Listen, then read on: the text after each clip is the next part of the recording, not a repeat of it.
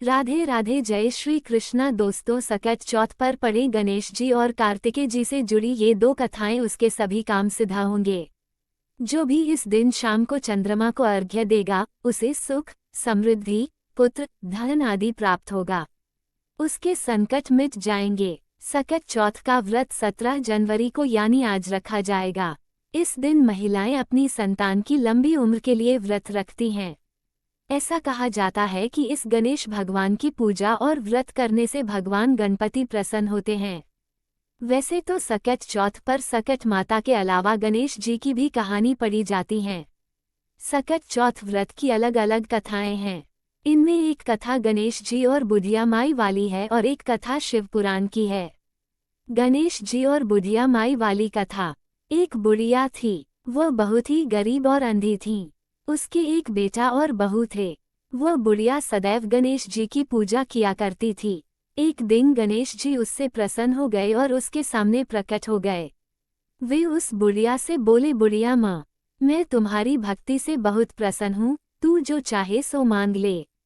बुढ़िया बोली, मुझसे तो मांगना नहीं आता, कैसे और क्या मांगूं? तब गणेश जी बोले, अपने बहू बेटे से पूछकर मांग ले। तब बुढ़िया ने अपने बेटे से कहा, गणेश जी कहते हैं तू कुछ मांग ले, बता मैं क्या मांगूं? पुत्र ने कहा कि तू धन मांग ले। बहू से पूछा तो बहू ने कहा कि नाती मांग ले। तब बुढ़िया ने सोचा कि ये तो अपने अपने मतलब की बात कह रहे हैं। अतः उस बुढ़िया ने पड़ोसिनों से पूछा तो उन्होंने कहा कि बुढ़िया, तू तो थोड़े दिन जिएगी, क्यों तू धन मांगे और क्यों नाती मांगे? तू तो अपनी आंखों की रोशनी मांग ले, जिससे तेरी जिंदगी आराम से कट जाए। इस पर बुढ़िया बोली, अगर आप प्रसन्न हैं तो मुझे 9 करोड़ की माया दे, निरोगी काया दे, अमर सुहाग दे, आंखों की रोशनी दे, नाती दे, पोता दे और सब परिवार को सुख दे और अंत में मोक्ष दे। ये सुनकर तब गणेश जी बोले, बुढ़िया माँ, तुमने तो हमें ठग लिया। फिर भी जो तूने मांगा है वचन के अनुसार सब तुझे मिलेगा। और यह कहकर गणेश जी अंतर्धान हो गए।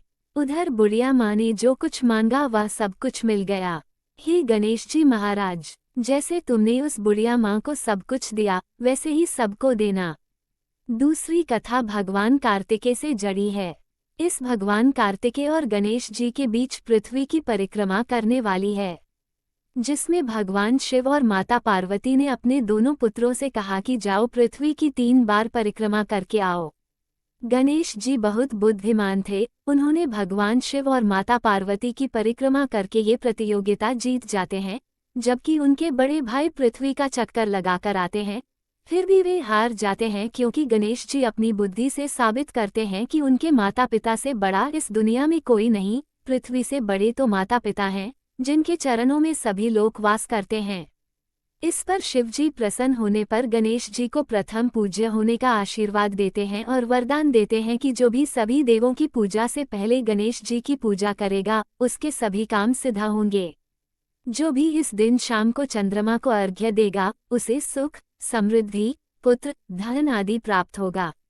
उसके संकट मिट जाएंगे। चलिए दोस्तों, अब कहते सुनते देवरानी जेठानी और सकट माता की ये कहानी पूजा के बाद पढ़ी सुनी जाती है। ये कथा शाम को चंद्रमा को देखकर व्रत खोलती हैं।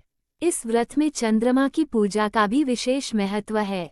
इस व्रत में गणपति को तिल से बने तिलकुट का भोग लगाया जाता है, इसलिए इसे तिलकुटा चौथ भी कहते हैं। इस व्रत में पढ़ी सुनी जाने वाली सकट माता और गणेश जी से जुड़ी यह कथा। एक शहर में देवरानी जेठानी रहती थी। देवरानी बहुत ही गरीब थी, बड़ी मुश्किल से उसका गुजारा चलता था। वहीं जेठानी अमीर थी। देवरानी हमेशा गणेश जी का पूजन और व्रत करती थी। देवरानी का पति जंगल से लकड़ी काटकर बेचता था। देवरानी घर का खर्च चलाने के लिए जेठानी के घर काम करती थी और शाम को जो भी बचा हुआ खाना होता था वह जेठानी उसे दे देती थी। इस तरह उसके घर का खर्च चल रहा था। माघ महीने में गणेश जी का व्रत सकट चौथ देवरानी ने रखा। उसके पास पैसे नहीं थे, इसलिए उसने तिल व गुड़ लाकर तिलकुट्टा बनाया। पूजा करके तिल चौथ की कथा सुनी और जेठानी के यहाँ काम करने चली गई। सोचा शाम को चंद्र को अर्घ्य देकर जेठानी के यहाँ से कुछ खाना मिलेगा तो खा लेगी। शाम को जब जेठानी के घर खाना बनाया तो उसके जेठानी का व्रत होने के कारण सभी ने खाना खाने से मना कर दिया। अब देवरानी ने जेठानी से बोला, आप मुझे खाना दे दो जिससे मैं घर जाऊं। इस पर जेठानी ने कहा कि आज तो किसी ने भी अभी तक खाना नहीं खाया, तुम्हें कैसे दे दूं? तुम सवेरे ही बचा हुआ खाना ले जाना। ऐसे में देवरानी बहुत दुखी हुई और भूखी ही घर चली गई। बच्चे भी घर पर भूखे थे। देवरानी का पति, बच्चे सब आस लगाए बैठे थे कि आज तो त्योहार है इसलिए कुछ पकवान आदि खाने को मिलेगा, लेकिन जब बच्चों को पता चला कि आज तो रोटी भी नहीं मिलेगी तो बच्चे रोने लगे। उसका पति भी बहुत क्रोधित हो गया और कहने लगा कि दिन भर काम करने के बाद भी वह 2 रोटियां नहीं ला सकती। देवरानी बेचारी गणेश जी को याद करती हुई रोते रोते पानी पीकर सो गई। उस दिन सकट माता बुढ़िया का रूप धारण करके देवरानी के सपने में आईं। सपने में उन्होंने देवरानी से पूछा कि सो रही है या जाग रही है। वह बोली, कुछ सो रहे हैं, कुछ जाग रहे हैं। बुढ़िया माई ने कहा, भूख लगी है, खाने के लिए कुछ दे। इस पर देवरानी ने कहा कि क्या दूं, मेरे घर में तो अन्न का एक दाना भी नहीं है। जेठानी बचा हुआ खाना देती थी, आज वो भी नहीं मिला। पूजा का बचा हुआ तिलकुटा छीके में पड़ा है, वही खा लो। सकट माता ने तिलकुट खाया और उसके बाद कहने लगी, निमटाई लगी है।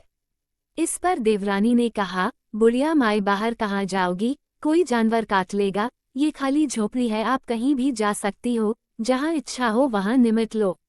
इसके बाद सकट माता बोली कि अब कहाँ पोंछूं। इस पर देवरानी ने कहा कि मेरी साड़ी से पोंछ लो। देवरानी जब सुबह उठी तो ये देखकर हैरान रह गई कि पूरा घर हीरों और मोतियों से जगमगा उठा था। उस दिन देवरानी जेठानी के काम करने नहीं गई। जेठानी ने कुछ देर तो राह देखी, फिर बच्चों को देवरानी को बुलाने भेज दिया। जेठानी ने सोचा कल खाना नहीं दिया था इसलिए शायद देवरानी बुरा मान गई होगी। बच्चे बुलाने गए। देवरानी ने कहा कि बेटा बहुत दिन तेरी माँ के यहाँ काम कर लिया।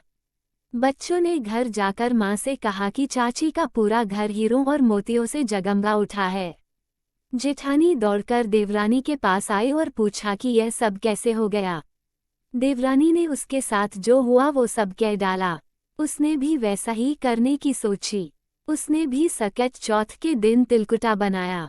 रात को सकट माता उसके भी सपने में आई और बोली, भूख लगी है, मैं क्या खाऊं? जेठानी ने कहा कि आपके लिए छीके में रखा है, फल और मेवे भी रखे हैं, जो चाहे खा लो। उसके बाद कहने लगी, निमटाई लगी है। जेठानी बोली, मेरे इस महल में कहीं भी निपट लो। फिर उन्होंने बोला कि अब पोंछूं कहाँ? जेठानी बोली, कहीं भी पोंछ लो। सुबह जब जेठानी उठी तो घर में बदबू, गंदगी के अलावा कुछ नहीं थी। हे सकट माता, जैसे आपने देवरानी पर कृपा की वैसे सब पर करना। दोस्तों, ये थी आज की कथा। आपको हमारी वीडियो अच्छी लगी हो तो वीडियो को लाइक करें, चैनल को सब्सक्राइब करें, कमेंट में जय श्री राधे कृष्णा लिखना ना भूले। राधे राधे दोस्तों।